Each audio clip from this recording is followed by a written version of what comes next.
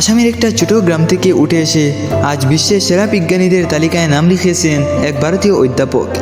বিজ্ঞানের অস্কার বলে পরিচিত ব্রেক থ্রু প্রাইজ জিতে গোটা উত্তর পূর্ব ভারতকে গর্বিত করলেন ডক্টর অতনুনাথ।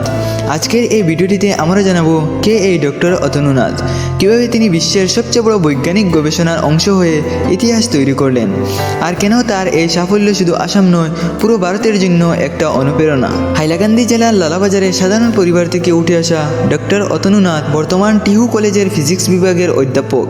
একটা ছোট শহরের কলেজে শিক্ষকতা করেও তিনি প্রমাণ করে দিলেন বিশ্বমানের গবেষণা করতে হলে শুধু বড় শহর বা বিদেশে থাকা জরুরি নয়। নিজের মেধা, কঠোর পরিশ্রম আর বিজ্ঞানের প্রতি অসীম ভালোবাসার মাধ্যমে তিনি পৌঁছে গেলেন আন্তর্জাতিক গবেষণার সবচেয়ে বড় মঞ্চে।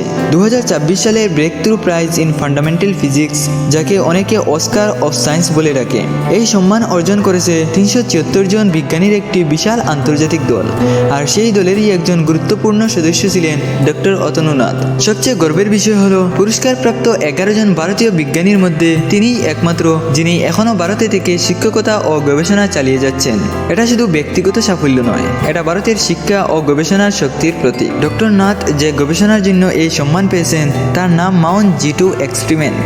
সহজ ভাষায় বললে, বিজ্ঞানীরা এখানে মাউন্ট নামে এক ক্ষুদ্র কণার ম্যাগনেটিক আচরণ অত্যন্ত নির্ভুলভাবে পরিমাপ করছেন। কিন্তু এটা কেন এত গুরুত্বপূর্ণ? কারণ এই পরীক্ষার ফলাফল ভবিষ্যতে এমন অনেক অজানা বৈজ্ঞানিক রহস্যের দরজা খুলে দিতে পারে যা বর্তমান স্ট্যান্ডার্ড মডেল দিয়ে পুরোপুরি ব্যাখ্যা করা যায় না। অর্থাৎ এই গবেষণা ভবিষ্যতের নতুন ফিজিক্স আবিষ্কারের পথ তৈরি করতে পারে।